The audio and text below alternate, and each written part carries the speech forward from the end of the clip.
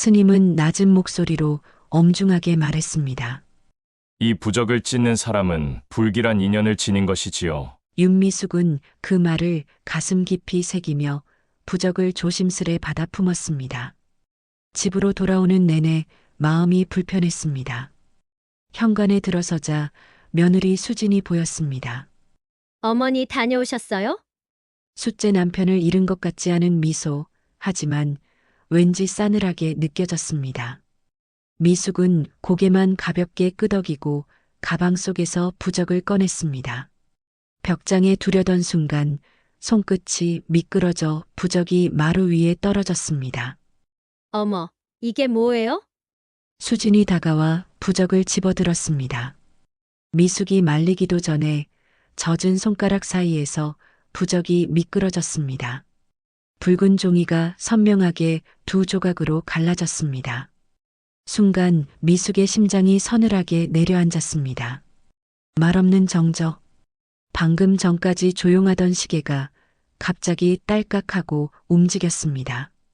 고개를 든 수진이 어색한 미소를 지었습니다. 죄송해요, 어머니. 종이가 너무 얇아서. 미숙은 아무 대답도 하지 못했습니다. 방 안의 공기가 차갑고 무겁게 느껴졌습니다. 귓가에는 여전히 스님의 경고가 맴돌고 있었습니다. 이 부적을 찢는 사람은 불길한 인연을 지닌 것이지요. 사연 시작하기 전에 댓글로 저 나쁜 며느리에 대해 한마디 해주시면 어머니의 복수에 큰 힘이 됩니다. 이야기가 마음에 드신다면 구독과 좋아요도 부탁드려요. 윤미숙은 싸늘한 장례식장 의자에 앉아 아들의 영정사진을 바라봤습니다.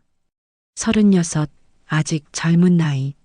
사람들이 오가며 건네는 위로의 말들이 귓가에 맴돌았지만 그 어떤 말도 가슴에 와닿지 않았습니다. 365일 동안 아들 윤태호가 하루도 빠짐없이 전화했던 시간.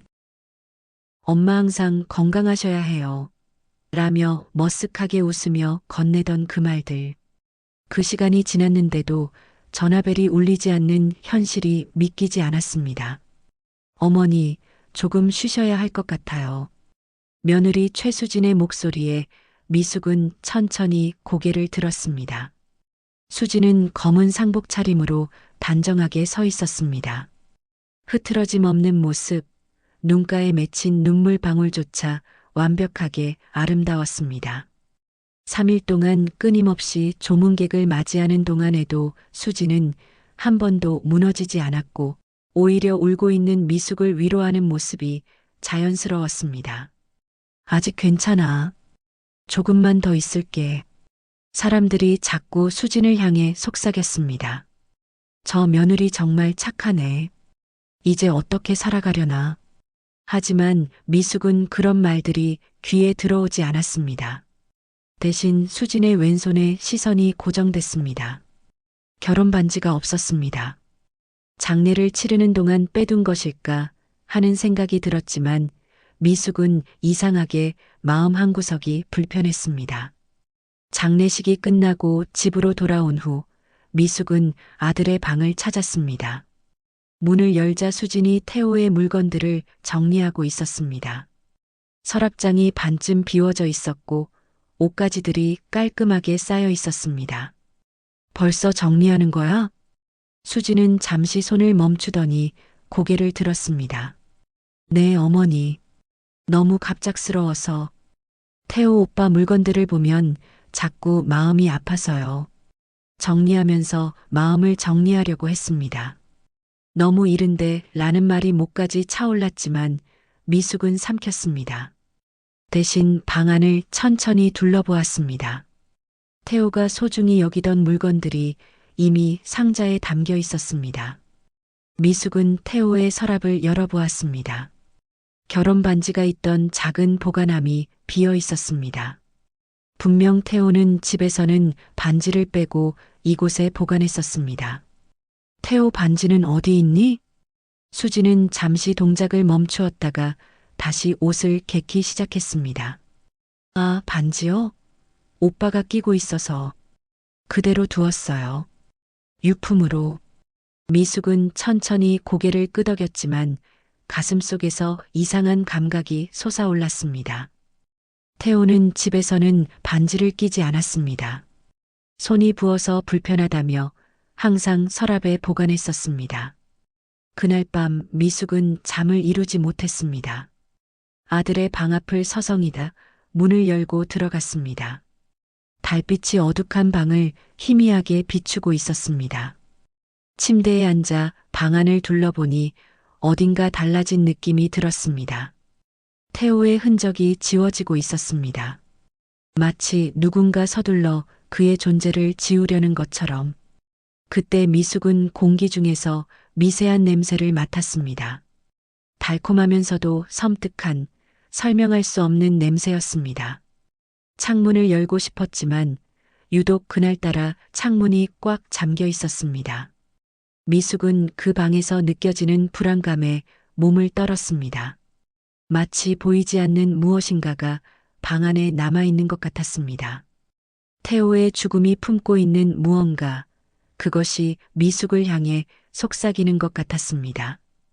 이튿날 미숙은 법흥사로 향했습니다. 40년 넘게 다녀온 절이었습니다. 산길을 오르는 동안 미숙의 발걸음은 무거웠습니다. 아들의 장례를 치른 지 일주일, 아직도 현실이라고 받아들이기 힘든 상황이었죠. 절 입구에 도착하자 늘 그랬듯 종각의 종소리가 미숙을 맞이했습니다. 오랜만에 오셨네요, 미숙 씨. 낮은 목소리에 미숙은 고개를 돌렸습니다. 백발이 성성한 노스님이 서 있었고 미숙은 공손히 절을 했습니다. 원경 스님, 미숙이 이 절에 처음 왔을 때부터 계셨던 분입니다. 아드님 일로 많이 힘드시지요? 미숙은 고개를 끄덕였습니다. 네, 스님. 너무 갑작스러워서 아직도 믿기지가 않네요.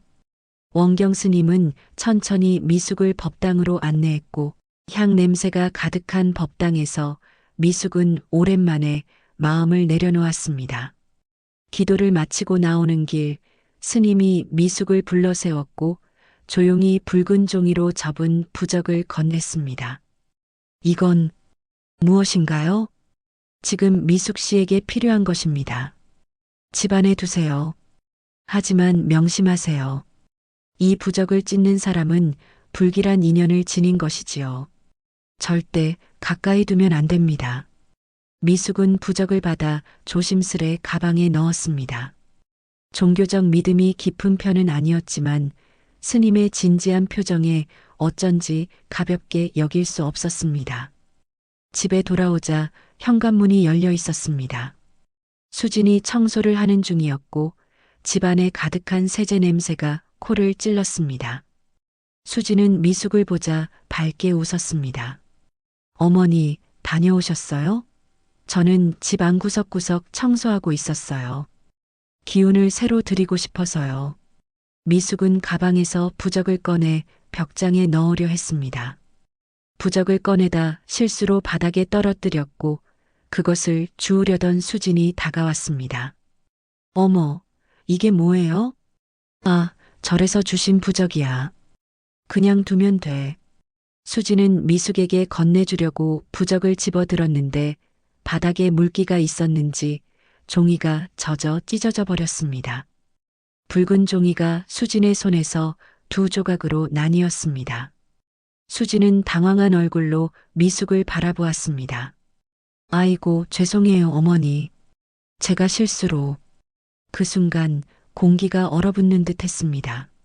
미숙의 등줄기로 한기가 느껴졌고 바람 한 점 없는 실내임에도 불구하고 창문이 흔들리는 듯한 소리가 들렸습니다. 수진은 어리둥절한 표정으로 찢어진 부적을 미숙에게 건넸습니다. 어머니, 왜 그러세요? 얼굴이 하얘지셨어요. 미숙은 말없이 찢어진 부적 조각들을 받았습니다. 손가락이 떨리고 있었습니다. 스님의 말이 귓가에 맴돌았습니다. 이 부적을 찢는 사람은 불길한 인연을 지닌 것이지요.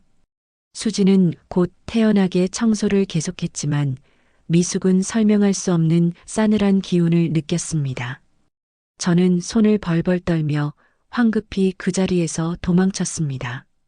그날 밤 미숙은 아들의 사진첩을 펼쳐보았습니다.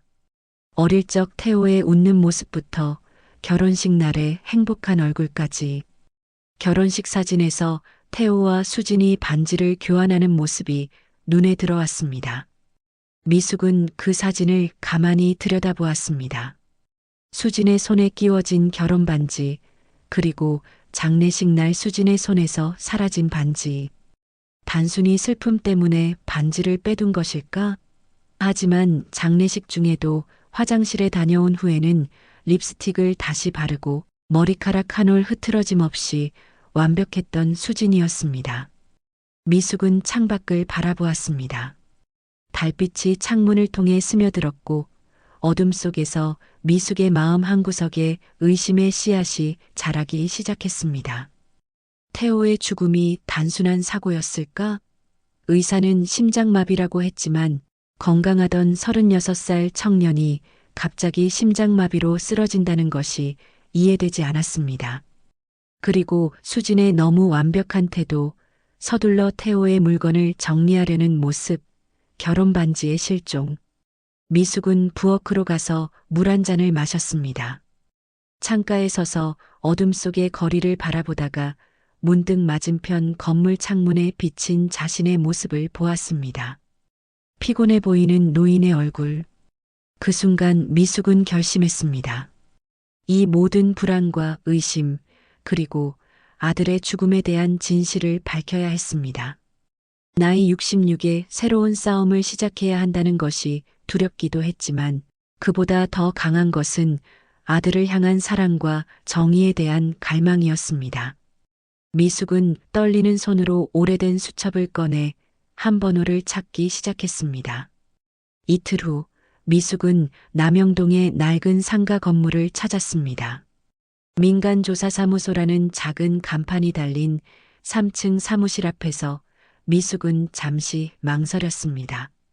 수첩에 적힌 주소가 맞는지 다시 한번 확인했습니다. 20해 전 경찰서에서 만났던 형사의 명함에 적힌 주소였습니다. 당시 남편을 잃고 난 후 보험 문제로 도움을 받았던 기억이 났습니다. 문을 열자 담배 냄새가 나는 좁은 사무실이 나타났습니다. 책상 앞에 앉아 있는 40대 남자가 미숙을 바라보았습니다. 과거의 형사 유니폼 대신 구겨진 셔츠 차림이었지만 날카로운 눈빛은 여전했습니다. 민영철 씨, 맞나요? 남자는 자리에서 일어나 미숙을 바라보았습니다. 네, 맞습니다만. 윤미숙이에요. 20년 전에 남편 사건으로 만났었지요. 민영철은 잠시 생각하더니 고개를 끄덕였습니다. 아, 기억납니다. 앉으세요. 무슨 일로 오셨습니까? 미숙은 조심스럽게 자리에 앉았습니다. 무엇부터 말해야 할지 고민되었습니다.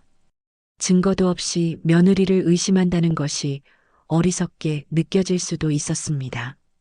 제 아들이 한 달 전에 죽었어요. 민영철은 아무 말 없이 미숙의 눈을 바라보았습니다. 미숙은 그 시선에 힘을 얻어 이야기를 이어갔습니다. 심장마비라고 했지만 전 뭔가 이상해요. 며느리가 뭔가를 가리고 있는 것 같아요. 민영철은 책상 서랍에서 메모장을 꺼내며 물었습니다.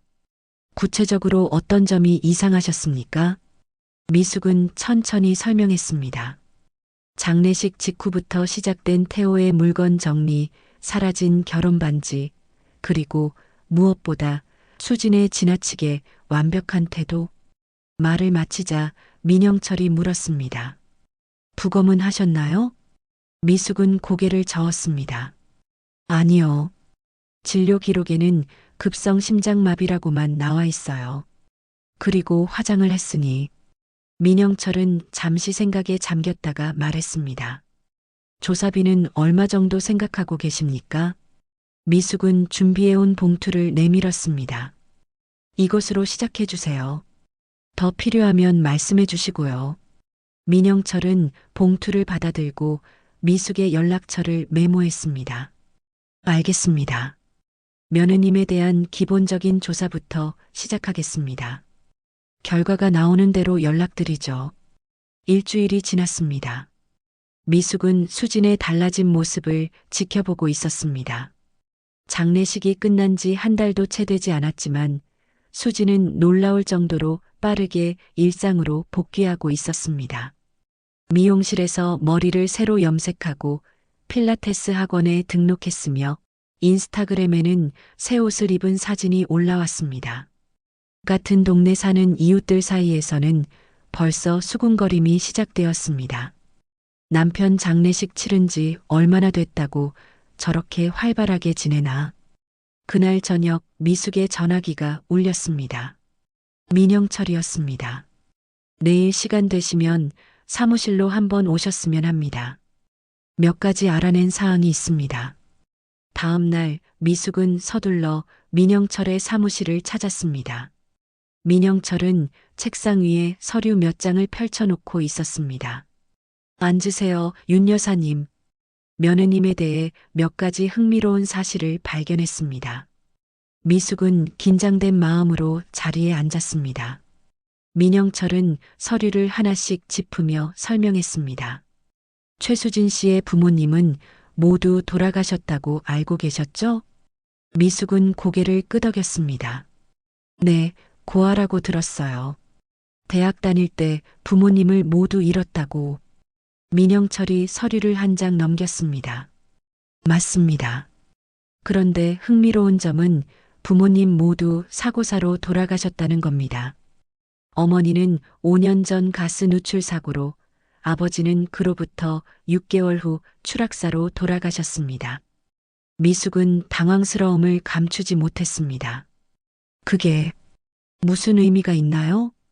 민영철은 또 다른 서류를 내밀었습니다. 두 경우 모두 상당한 액수의 생명보험금이 최수진 씨에게 지급되었습니다. 어머니 사망 시 3억, 아버지 사망 시 2억 5천만 원이요. 미숙의 손이 떨리기 시작했습니다. 민영철은 마지막 서류를 보여주었습니다. 그리고 가장 중요한 사실은 윤태호 씨가 사망하기 한 달 전에 고액의 생명보험에 가입했다는 겁니다. 보험금 수령인은 물론 최수진 씨고요. 미숙은 숨이 막혔습니다. 태호는 평소 보험에 관심이 없었습니다. 오히려 불필요한 지출이라며 꺼리는 편이었죠. 어떻게 갑자기 고액보험에 가입했을까? 민영철의 목소리가 계속 이어졌습니다. 아직 확실한 증거는 없습니다. 하지만 조사해 볼 가치는 충분히 있습니다. 당분간 며느님을 주시하면서 더 조사를 진행하겠습니다. 그리고 윤 여사님, 한 가지 부탁드립니다. 집에서 혹시 보험 관련 서류나 우편물을 발견하시면 바로 연락 주세요. 미숙은 떨리는 손으로 물 한 잔을 마셨습니다. 머릿속이 혼란스러웠습니다. 사랑스럽던 며느리, 아들이 그토록 아끼던 아내가 정말. 미숙은 고개를 들어 민영철을 바라보았습니다. 그의 눈에는 단호함이 있었습니다. 알겠습니다. 최선을 다해 진실을 밝혀주세요. 집으로 돌아가는 길, 미숙의 마음은 무거웠습니다. 이제 집에서 수진을 어떻게 대해야 할지, 어떻게 의심을 숨겨야 할지 고민되었습니다. 하지만 아들의 진실을 위해 미숙은 강해져야 했습니다. 사장 과거의 그림자. 며칠 후 미숙은 수진의 행동을 조금씩 관찰하기 시작했습니다. 겉으로는 아무렇지 않은 척했지만 마음속은 불안과 의심으로 가득 찼습니다. 아침에 일어나면 늘 하던 대로 밥을 차려주고 마주 앉아 식사를 했습니다. 하지만 이제는 수진의 매끄러운 태도와 완벽한 미소가 새롭게 보였습니다. 어머니, 오늘은 필라테스 가기 전에 장 좀 보고 올게요. 필요한 거 있으세요? 미숙은 고개를 저었습니다. 아니, 없어. 그냥 다녀와. 수진이 나간 후 미숙은 수진의 방으로 향했습니다. 평소라면 상상도 못할 행동이었지만 이제는 진실을 알기 위해 어쩔 수 없었습니다. 방에 들어서자 깔끔하게 정돈된 침대와 화장대가 눈에 들어왔습니다. 미숙은 조심스럽게 서랍을 열었습니다. 옷가지들과 화장품, 그리고 미숙의 시선이 멈췄습니다. 서랍 깊숙이 보험 관련 서류가 보였습니다. 떨리는 손으로 서류를 꺼내 살펴보았습니다. 태호 명의로 된 생명보험 증서였습니다. 사망보험금이 3억 원. 수령인은 예상대로 최수진이었습니다. 미숙은 서류를 급히 사진으로 찍어 민영철에게 보냈습니다. 그러고는 원래 있던 자리에 서류를 다시 넣었습니다. 그날 저녁 민영철에게서 전화가 왔습니다. 윤 여사님, 중요한 정보를 더 찾아냈습니다. 내일 아침 일찍 만날 수 있을까요? 다음 날 미숙은 집을 나서기 전 수진에게 말했습니다. 오늘은 친구를 만나고 올게. 점심은 안 먹어도 돼. 수진은 미숙을 의심 없이 바라보며 웃었습니다. 네, 어머니. 즐거운 시간 보내세요. 민간조사사무소에 도착하자 민영철은 이미 여러 서류들을 펼쳐놓고 있었습니다. 커피 2잔도 준비해 놓았습니다. 앉으세요, 윤 여사님. 어젯밤 늦게까지 조사했습니다. 상당히 충격적인 사실을 발견했고 준비가 되셨다면 설명해 드리겠습니다. 미숙은 깊게 숨을 들이마시고 고개를 끄덕였습니다. 민영철은 서류를 하나씩 짚어가며 설명했습니다. 최수진 씨의 부모 사망 당시 상황을 더 자세히 조사해 봤습니다. 어머니가 먼저 가스 누출로 사망했고 그로부터 6개월 후 아버지가 아파트 베란다에서 추락했다고 했죠. 두 사건 모두 경찰 조사에서는 사고사로 처리됐습니다. 민영철은 경찰 보고서 사본을 내밀었습니다. 하지만 당시 담당 형사의 비공식 진술에 따르면 두 사건 모두 미심쩍은 점이 있었습니다. 특히 아버지의 경우 평소 고소 공포증이 있어서 베란다에 잘 나가지 않았다고 합니다. 그런데도 한밤중에 베란다에 나가 추락했다는 것이 이상했죠. 그리고 사망 일주일 전 최수진 씨 이름으로 고액의 생명보험에 가입했다는 점도 의심스러웠습니다. 미숙은 충격에 말을 잇지 못했습니다. 민영철은 계속해서 말을 이어갔습니다. 더 중요한 것은 최수진 씨의 전 남자친구가 있었는데 그가 최수진 씨와 헤어진 후 몇 개월 만에 갑자기 심장마비로 사망했다는 겁니다. 당시에는 아무도 연관 짓지 않았지만 지금 와서 보면 미숙의 가슴이 쿵쾅거렸습니다. 사랑스럽게만 보였던 며느리가 이런 끔찍한 일을 저질렀다는 사실을 받아들이기 힘들었습니다. 어떻게 그런 일이. 그리고 윤태호 씨의 사망 경위에 대해서도 더 파헤쳐 봤습니다. 부검은 하지 않았지만 태호 씨의 진료 기록을 확인해 보니 평소 건강했고 심장 질환 이력이 전혀 없었습니다. 급성 심장마비라는 진단이 의심스러운 부분이죠. 민영철은 잠시 말을 멈추고 미숙의 반응을 살폈습니다. 미숙은 떨리는 손으로 커피잔을 잡았지만 마실 엄두가 나지 않았습니다. 그럼 태호는 어떻게 죽은 걸까요? 아직 확실한 증거는 없습니다만 몇 가지 가능성이 있습니다. 심장마비를 유발할 수 있는 무색무취의 약물이 있습니다. 외부에서 투입되었다면 일반적인 검사에서는 나타나지 않을 수도 있고요. 특히 화장을 했다면 더 이상의 조사는 불가능하고요. 미숙은 눈물을 참으며 말했습니다. 그럼 어떻게 해야 할까요? 민영철은 결연한 표정으로 대답했습니다. 증거를 모아야 합니다. 확실한 증거 없이는 경찰도 움직이지 않을 겁니다. 우선 수진 씨의 행적과 통화 기록, 그리고 태호 씨의 사망 당시 상황을 더 자세히 조사해야 합니다.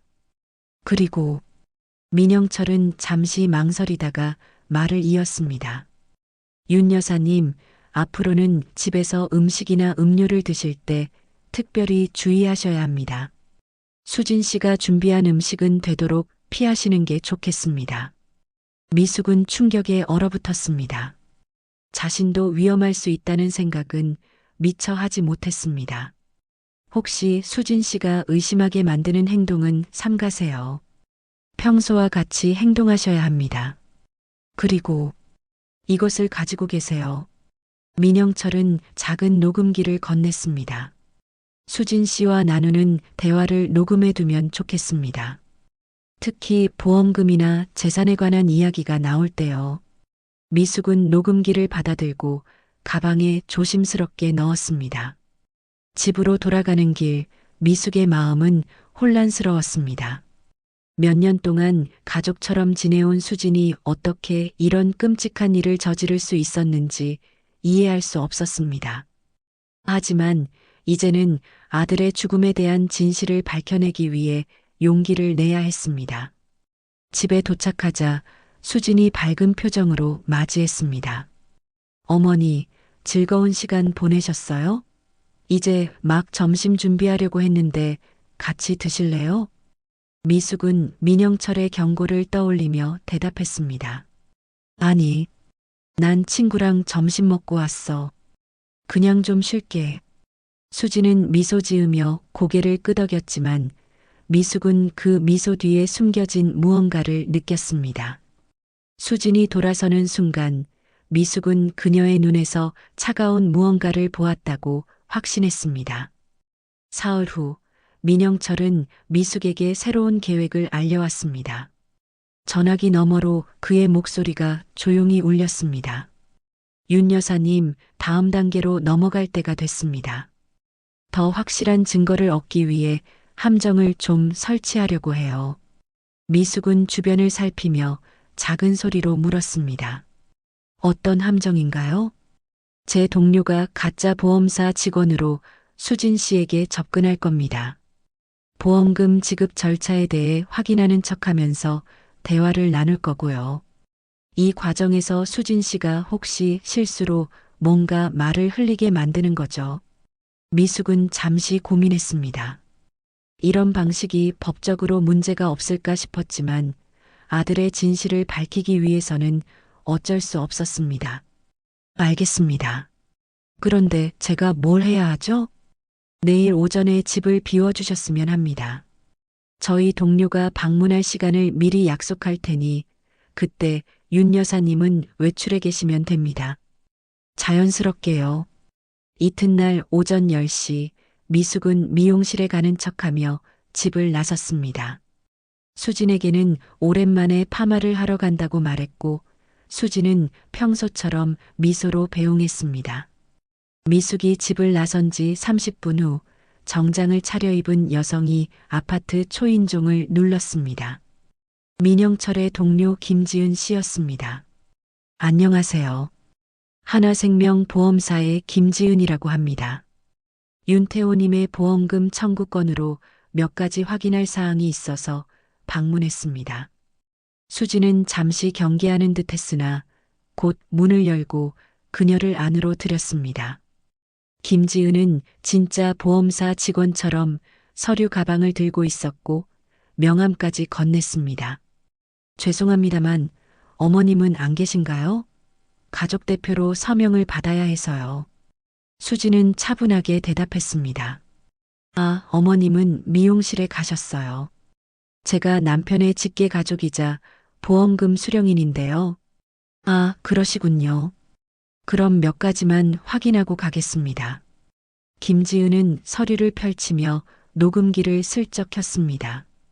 그리고 자연스럽게 대화를 이어갔습니다. 윤태호님의 사망 경위가 심장마비로 기록되어 있네요. 평소 심장 질환이 있으셨나요? 수지는 고개를 저었습니다. 아니요, 전혀요. 너무 갑작스러운 일이었죠. 그렇군요. 안타깝습니다. 보험금은 총 3억 원으로 확인되는데 청구 절차는 안내받으셨나요? 수진의 얼굴에 미세한 변화가 스쳤습니다. 잠시 침묵했다가 대답했습니다. 네, 어느 정도요. 사실 남편 없이 혼자 지내기 힘든 시기에 이 돈이라도 없으면 어쩔 뻔했을지 모르겠어요. 김지은은 담담하게 물었습니다. 혹시 다른 보험에도 가입하셨나요? 중복 보장이 가능한 경우도 있거든요. 수지는 잠시 생각하더니 대답했습니다. 아니요, 없어요. 그런데 중복 보장이 된다면 다른 보험사도 알아볼 필요가 있겠네요. 두 사람은 30분가량 더 대화를 나눴고 김지은은 모든 내용을 녹음했습니다. 그날 오후 민영철의 사무실에서 미숙과 민영철은 그 녹음을 함께 들었습니다. 이 정도면 의심을 살 만한 발언이 충분합니다. 특히 이 돈이라도 없으면 어쩔 뻔했을지 부부는 상당히 의미심장하죠. 정상적인 유족이라면 보험금보다는 상실감을 더 크게 표현하는 법인데 미숙은 마음이 무거웠습니다. 녹음된 수진의 목소리에는 슬픔보다는 계산된 냉정함이 느껴졌습니다. 이제 어떻게 해야 하나요? 민영철은 서류 몇 장을 정리하며 말했습니다. 다음 단계로 넘어갈 때가 됐습니다. 지금까지 모은 증거를 바탕으로 경찰에 정식으로 수사를 의뢰할 거예요. 제가 아는 형사가 있어서 그쪽으로 사건을 넘길 생각입니다. 민영철은 잠시 망설이다가 말을 이었습니다. 하지만 윤 여사님, 준비하셔야 합니다. 앞으로 힘든 과정이 될 거예요. 법정에서 증언도 해야 할 테고 수진 씨와 직접 마주쳐야 할 수도 있습니다. 감당하실 수 있겠습니까? 미숙은 깊은 숨을 들이마셨습니다. 머릿속에 태호의 얼굴이 떠올랐습니다. 늘 미소 짓던 아들의 모습, 그리고 갑작스럽게 떠나버린 그의 죽음. 미숙은 고개를 들고 단호하게 대답했습니다. 할 수 있습니다. 태호를 위해, 진실을 위해 끝까지 가겠습니다.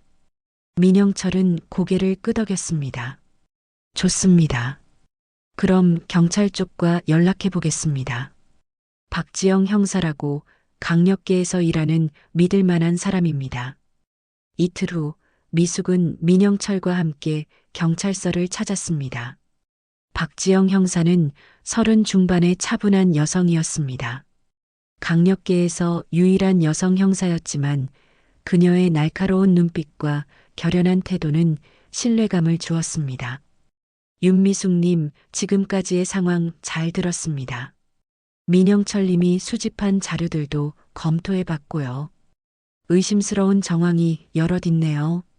박 형사는 민영철이 건넨 서류들을 꼼꼼히 살펴보았습니다. 녹음 파일도 들었고 보험 관련 서류와 수진의 과거 행적에 대한 정보도 확인했습니다. 공식 수사를 시작하겠습니다. 최수진 씨의 이메일과 통화 기록을 확인하고 보험 서류 위조 정황이 있는지 조사할 예정입니다. 그리고 최수진 씨의 부모님 사망 관련 기록도 다시 들여다볼 거고요. 박 형사는 미숙의 눈을 똑바로 바라보며 말했습니다. 하지만 확실한 증거가 나오기 전까지는 조심하셔야 합니다. 최수진 씨에게 의심을 사지 마세요. 평소와 같이 행동하시는 게 중요합니다. 미숙은 고개를 끄덕였습니다. 알겠습니다. 그런데 얼마나 걸릴까요? 빠르면 일주일, 늦어도 한 달 안에는 결과가 나올 겁니다. 기다려주세요. 미숙은 집으로 돌아오는 길에 가슴이 무거웠습니다. 진실에 가까워질수록 두려움도 커져갔습니다. 하지만 이제 돌이킬 수 없었습니다. 아들의 명예와 정의를 위해 끝까지 가야 했습니다. 집에 도착하자 수진이 현관에서 기다리고 있었습니다. 평소와 달리 얼굴이 굳어 있었습니다. 어머니, 어디 계셨어요? 전화도 안 받으시고. 미숙은 침착하게 대답했습니다. 미안해, 병원에 들렀다가 민영철이라고 옛날 지인을 만나서 좀 늦었네. 수진의 눈이 잠시 떨렸습니다. 민영철이요? 어떤 분인데요? 오래전에 알던 사람이야. 남편 장례식 때 도움을 많이 받았거든. 수진은 잠시 미숙을 살피듯 바라보다가 말했습니다. 그러시군요. 어머니, 요즘 좀 이상하세요. 많이 피곤해 보이시는데. 병원에서 뭐라고 하던가요? 미숙은 가벼운 미소를 지으며 대답했습니다. 별거 아니야. 그냥 나이 탓이지. 그날 밤 미숙은 쉽게 잠들지 못했습니다. 수진의 눈빛이 마음에 걸렸습니다. 뭔가 눈치챈 걸까? 아니면 그냥 제 불안감 때문일까? 하지만 이제 돌이킬 수 없었습니다. 경찰 수사가 시작됐고 곧 진실이 밝혀질 것입니다. 미숙은 태호의 사진을 바라보았습니다. 조금만 기다려, 아들아. 엄마가 꼭 진실을 밝힐게. 20일이 지났습니다. 미숙과 수진 사이의 공기는 점점 팽팽해졌습니다. 수진은 여전히 미소를 지었지만 그 미소가 입술에만 머무는 것을 미숙은 알 수 있었습니다. 때때로 미숙이 전화를 받거나 외출할 때마다 수진의 눈에 의심의 빛이 스치는 것도 놓치지 않았습니다. 한편 박지영 형사와 민영철은 수진에 대한 조사를 계속 진행하고 있었습니다. 경찰은 법원의 허가를 받아 수진의 통화 기록과 이메일을 확인했고 태호 사망 전후의 행적을 추적했습니다. 그 결과 몇 가지 중요한 단서를 발견했습니다. 어느 오후 민영철에게서 전화가 왔습니다. 그의 목소리는 평소보다 긴박했습니다. 윤 여사님, 지금 바로 나오실 수 있으세요? 중요한 진전이 있습니다. 미숙은 수진에게 옛 친구를 만난다는 핑계를 대고 집을 나섰습니다. 경찰서에 도착하자 박지영 형사와 민영철이 회의실에서 기다리고 있었습니다. 앉으세요, 윤 여사님. 박 형사가 말했습니다.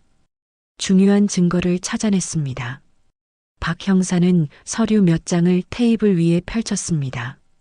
최수진 씨의 이메일에서 아주 흥미로운 내용을 발견했습니다. 태호 씨 사망 2주 전 수진 씨는 무색무취 독성 약물에 대해 검색했고 TI-249라는 물질에 관한 정보를 찾아보았습니다. 이 물질은 심장마비 증상을 일으키는 독극물입니다. 미숙은 숨이 멎는 듯 했습니다. 민영철이 말을 이었습니다. 그리고 보험 서류에서도 조작 흔적을 발견했습니다. 태호 씨의 서명이 위조된 것으로 보입니다. 필적 전문가의 분석 결과 태호 씨의 평소 서명과 보험 서류의 서명이 일치하지 않습니다. 박 형사가 덧붙였습니다. 또한 최수진 씨가 태호 씨 사망 당일 구입한 약국 영수증도 확보했습니다. 수면 유도제를 구매한 기록이 있습니다.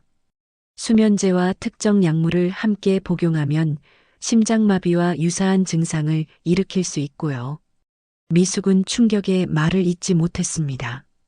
머릿속에서 수진의 모습이 스쳐 지나갔습니다. 항상 웃던 그 얼굴, 태호를 사랑한다고 말하던 그 목소리, 모든 것이 거짓이었단 말인가요? 이제 어떻게 되는 건가요? 박 형사의 표정이 엄숙해졌습니다. 체포영장을 신청했습니다. 내일 새벽에 집행할 예정입니다. 윤 여사님께서는 내일 아침 6시까지 집을 비워주셔야 합니다. 조용히 나오셔서 경찰이 도착할 때까지 밖에서 기다려주세요.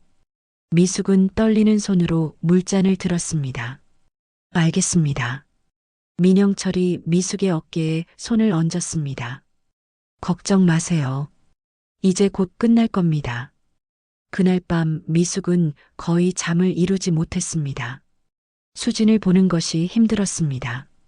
저녁 식사 때도 수진은 평소와 다름없이 미소 지으며 반찬을 권했지만 미숙은 민영철의 경고를 떠올리며 조심스럽게 거절했습니다. 밥맛이 없네. 조금만 먹을게. 수진은 미숙을 유심히 바라보았습니다. 어머니, 요즘 자주 외출하시더니 많이 피곤해 보이세요. 제가 내일은 특별히 보양식을 준비할게요. 미숙은 희미하게 웃었습니다. 그럴 필요 없어. 내일 아침에 일찍 나가봐야 해서. 수진의 눈빛이 잠시 흔들렸습니다. 아침에요? 어디 가세요? 옛 친구가 아파서 병문안 좀 다녀올까 해. 수지는 아무 말 없이 고개를 끄덕였지만 그 눈빛에 의심이 스쳐 지나가는 것을 미숙은 놓치지 않았습니다. 새벽 5시 30분 미숙은 조용히 일어나 옷을 갈아입었습니다. 수진의 방문 앞을 지나칠 때 잠시 발걸음을 멈췄습니다. 문틈으로 숨소리가 들려왔습니다. 미숙은 가슴 깊은 곳에서 올라오는 슬픔을 느꼈습니다. 한때 딸처럼 여겼던 사람, 아들이 사랑했던 사람, 그 모든 것이 거짓이었다니. 미숙은 공원 벤치에 앉아 기다렸습니다. 새벽 공기가 차가웠지만 그보다 더 차가운 것은 미숙의 마음이었습니다. 6시 정각, 세 대의 경찰차가 아파트 앞에 도착했습니다. 박지영 형사와 다른 형사들이 빠르게 건물로 들어갔습니다. 미숙은 멀리서 그 모습을 지켜보았습니다. 20분 후 경찰들이 수진을 연행하는 모습이 보였습니다. 수진은 잠옷 차림 그대로였고 놀란 표정이었습니다. 그녀가 주변을 둘러보다가 멀리 서 있는 미숙을 발견했습니다. 수진의 얼굴이 순간 굳어졌습니다. 아니에요. 저 아니에요. 저도 피해자예요. 수진의 절규가 새벽 공기를 가르며 울렸습니다. 하지만 경찰은 그녀를 차에 태우고 빠르게 현장을 떠났습니다. 박지영 형사가 미숙에게 다가왔습니다. 윤 여사님, 이제 집으로 돌아가셔도 됩니다. 오후에 진술을 받기 위해 다시 연락드리겠습니다. 미숙은 천천히 고개를 끄덕였습니다.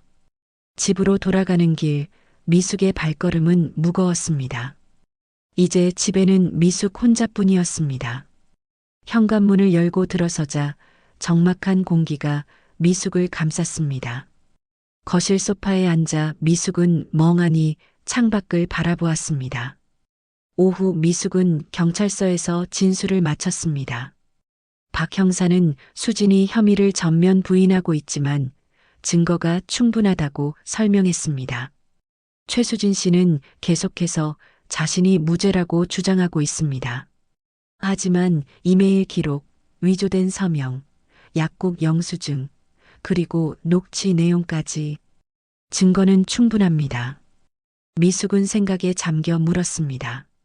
그녀가 왜 그랬을까요? 민영철이 대답했습니다. 돈이겠죠. 수진 씨의 계좌를 조사해 보니 상당한 빚이 있었습니다. 그리고 부모님의 보험금도 대부분 소진된 상태였고요. 새로운 돈줄이 필요했던 겁니다. 미숙은 말없이 고개를 끄덕였습니다. 모든 것이 돈 때문이었다니. 아들의 생명이, 그들의 행복이 돈으로 환산되었다는 사실이 가슴 아팠습니다.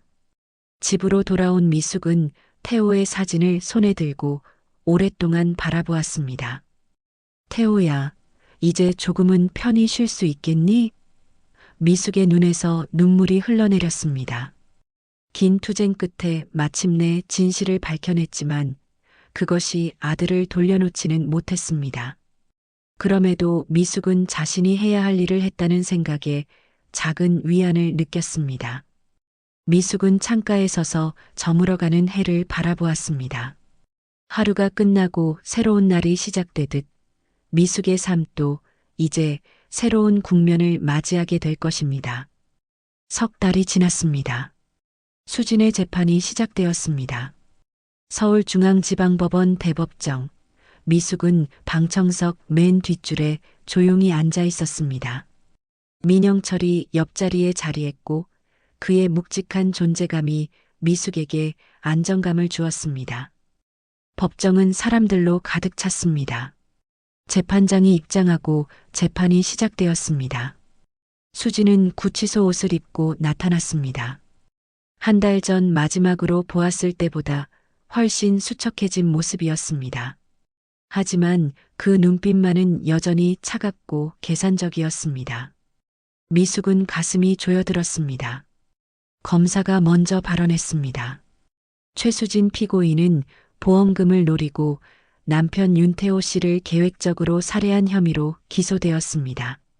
증거에 따르면 피고인은 피해자의 사망 한 달 전 고액의 생명보험에 가입시켰고 독성 물질을 구매한 후 이를 이용해 심장마비 증상을 유발하여 살해했습니다. 검사는 수진의 이메일 기록, 검색 이력, 약국 영수증 등 증거들을 차례로 제시했습니다. 특히 독성 물질 TI-249에 대한 검색 기록이 결정적이었습니다. 이 물질은 소량만 섭취해도 심장마비와 유사한 증상을 일으키면서 일반적인 부검에서는 발견되기 어려운 특성을 가지고 있었습니다. 더불어 피고인의 과거 행적을 살펴보면 이번이 처음이 아님을 알 수 있습니다. 피고인의 부모님 역시 의심스러운 상황에서 사망했으며 두 경우 모두 고액의 생명보험금이 피고인에게 지급되었습니다. 또한 피고인의 전 남자친구 역시 비슷한 상황에서 사망했습니다. 변호인의 반박이 이어졌습니다. 검찰이 제시한 증거들은 모두 정황적인 것에 불과합니다. 독성 물질 검색은 단순한 호기심일 수 있으며 보험 가입은 안정적인 미래를 위한 정상적인 행동입니다. 피고인의 부모님과 전 남자친구의 사망은 이미 사고사로 판정된 사건들이고요. 재판은 6시간 동안 계속되었습니다. 증인들의 증언이 이어졌고 마지막으로 미숙이 증인석에 섰습니다. 미숙은 떨리는 목소리로 아들의 평소 건강 상태와 죽음 전후의 상황, 그리고 수진의 행동 변화에 대해 증언했습니다. 제 아들은 항상 건강했습니다. 심장 질환 같은 건 전혀 없었고요. 그리고 죽기 전날 밤에도 저와 통화했는데 평소와 다름없이 밝은 목소리였습니다. 검사가 물었습니다. 피고인이 장례식 후 보인 행동에 대해 말씀해 주시겠습니까?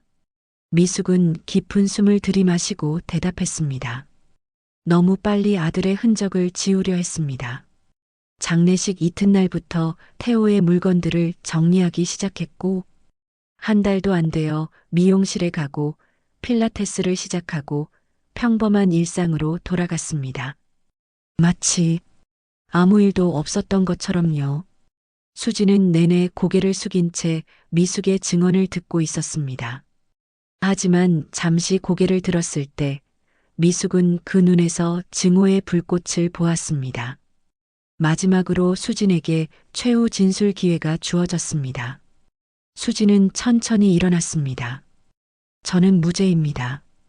태호 오빠를 진심으로 사랑했고 그의 죽음은 저에게도 큰 충격이었습니다. 제가 빨리 일상으로 돌아간 것은 그 고통을 이겨내기 위한 방법이었을 뿐입니다.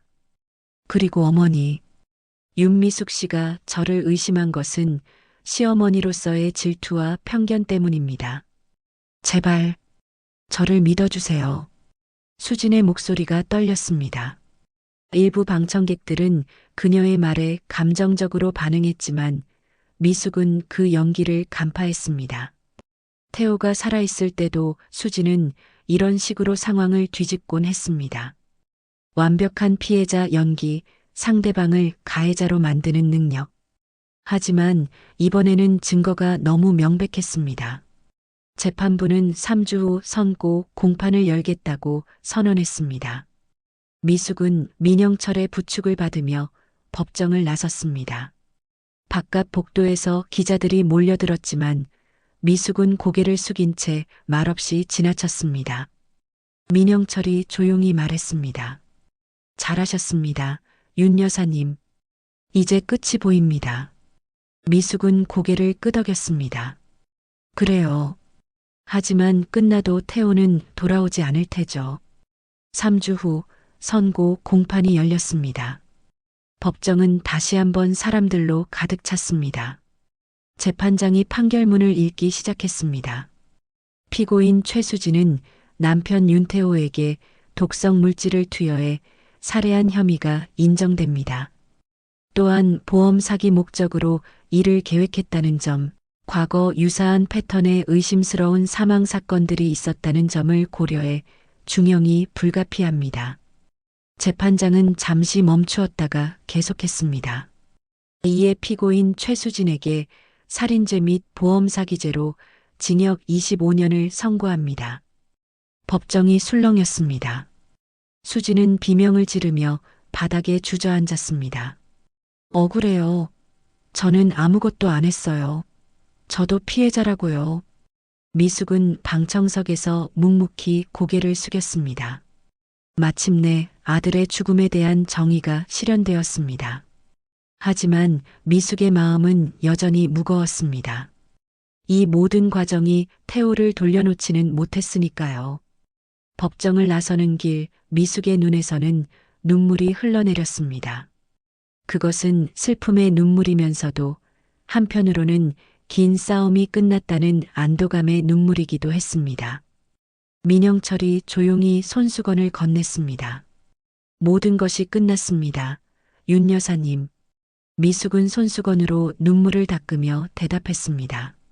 네, 이제 정말로 끝났네요. 하지만 정말 끝난 걸까요?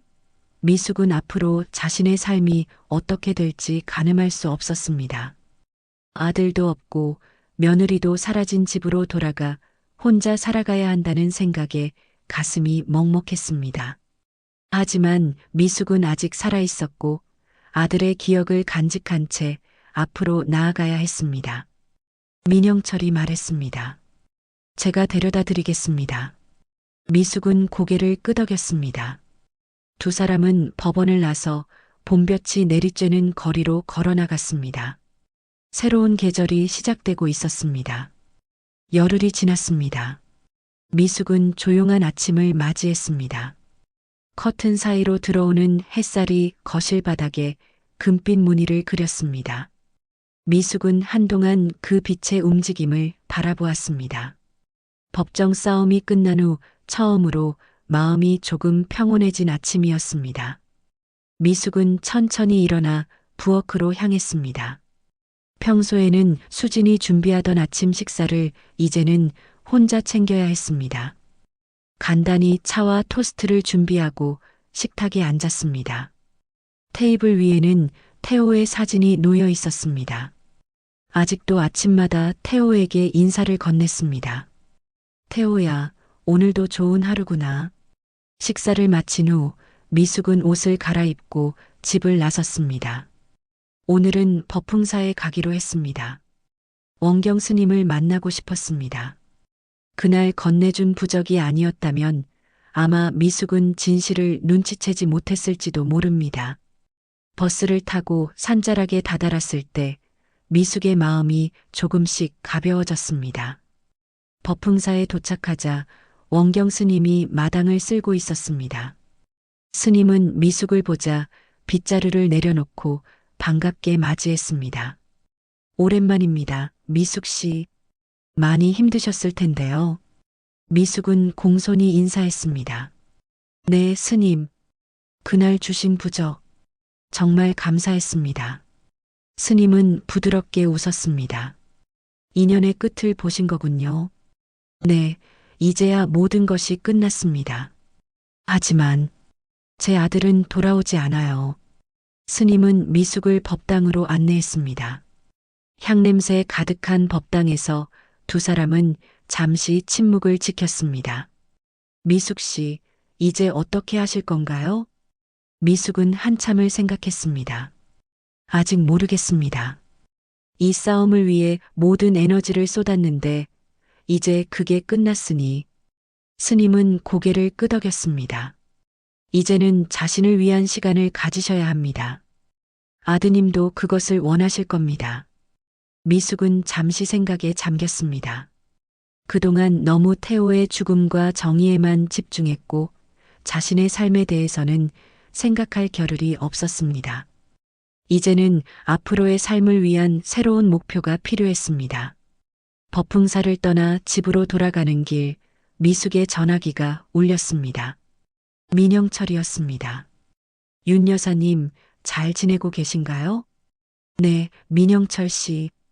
덕분에 조금씩 나아지고 있어요. 다행입니다. 혹시 오늘 저녁에 시간이 되신다면 식사라도 같이 하실까 해서요. 미숙은 잠시 망설였습니다. 하지만 이제는 새로운 인연들을 만들어야 할 때였습니다. 좋아요. 어디서 만날까요? 저녁 미숙은 민영철과 조용한 한식당에서 만났습니다. 민영철은 평소의 딱딱한 모습보다 부드럽게 웃고 있었습니다. 그동안 함께 겪은 일들이 두 사람 사이에 특별한 유대감을 만들어 놓은 듯 했습니다. 윤 여사님, 앞으로의 계획이 있으신가요? 미숙은 천천히 차를 마시며 대답했습니다. 아직 확실하진 않지만 다시 간호조무사 일을 해볼까 생각 중이에요. 요양원에서라도 시작해볼까 싶어요. 민영철은 미소 지었습니다. 좋은 생각입니다. 제가 아는 요양원이 있는데 소개해 드릴까요? 두 사람은 오랜 시간 이야기를 나눴습니다. 이번에는 사건이나 수사에 관한 이야기가 아니라 서로의 일상과 취미, 그리고 앞으로의 삶에 대한 이야기였습니다. 미숙은 오랜만에 마음이 편안해지는 것을 느꼈습니다. 식사를 마치고 집으로 돌아오는 길, 밤하늘의 별들이 유난히 밝게 빛나고 있었습니다. 미숙은 문득 태호가 저 별들 사이에서 자신을 지켜보고 있을 것 같다는 생각이 들었습니다. 집에 도착한 미숙은 태호의 유골함이 있는 작은 제단 앞에 앉았습니다. 유골함 옆에는 태호의 웃는 사진이 놓여 있었습니다. 미숙은 조용히 말했습니다. 미안하다. 엄마가 너무 늦게 알아챘다. 하지만 이제 모든 게 끝났어. 너도 이제 편히 쉬렴. 미숙은 사진 속 태호의 미소를 바라보았습니다. 그 미소는 여전히 따뜻했고 살아있는 것 같았습니다. 미숙은 처음으로 태호의 죽음을 온전히 받아들이고 있었습니다. 슬픔과 분노가 아닌 사랑의 기억으로 태호를 기억하게 된 것입니다. 다음 날 아침 미숙은 일찍 일어나 집안 구석구석을 청소했습니다. 오랫동안 방치해 두었던 다용도실도 정리하고 태호의 방도 새롭게 정돈했습니다. 이제 그곳은 더 이상 슬픔의 공간이 아니라 소중한 추억이 담긴 공간이 되었습니다. 오후에는 민영철이 소개해준 요양원을 방문했습니다. 매일 병원 일만 하던 시절이 생각났습니다. 그때는 너무 힘들고 바빠서 싫었던 일이었지만 이제는 그 일이 새로운 삶의 의미가 될 수 있을 것 같았습니다. 요양원 원장은 미숙의 경력을 높이 평가하며 다음 주부터 일을 시작해보자고 제안했습니다. 집으로 돌아오는 길 민영철에게서 전화가 왔습니다. 어떠셨어요? 괜찮은 곳이었나요? 네, 생각보다 좋았어요. 다음 주부터 일을 시작하기로 했죠. 다행입니다. 축하드려요, 윤 여사님. 통화를 마치고 미숙은 잠시 생각에 잠겼습니다. 이제 정말 새로운 시작을 하는 것 같았습니다. 아들을 잃은 슬픔은 여전했지만 그 슬픔과 함께 살아가는 법을 배우고 있었습니다. 집에 도착해 현관문을 열기 전 미숙은 하늘을 올려다보았습니다. 노을이 아름답게 번져가고 있었습니다. 미숙은 가만히 속삭였습니다. 태호야, 엄마 이제 다시 살아볼란다. 집에 들어선 미숙은 태호의 사진을 바라보며 담담히 웃었습니다. 이제 미숙의 눈에는 슬픔보다 평온함이 더 깊게 자리 잡고 있었습니다. 찢어지는 것 같았던 가슴의 상처가 조금씩 아물기 시작했습니다. 며칠 후 민영철과 함께 태호의 납골당을 찾았습니다. 미숙은 태호의 사진 앞에 꽃 한 송이를 놓았습니다. 태호야, 엄마 이제 새로운 일을 시작해. 너무 걱정하지 말고 편히 있어. 민영철은 조용히 미숙의 곁을 지켰습니다. 돌아가는 길 민영철이 물었습니다. 끝나서 다행입니다. 그렇죠? 미숙은 고개를 저었습니다. 아니요, 시작이죠. 다시 살아보려고요. 미숙은 창밖으로 펼쳐진 풍경을 바라보았습니다. 겨울이 지나고 봄이 오듯 미숙의 인생에도 새로운 계절이 찾아오고 있었습니다. 슬픔과 분노로 가득 찼던 마음에 이제 작은 희망의 싹이 트기 시작했습니다.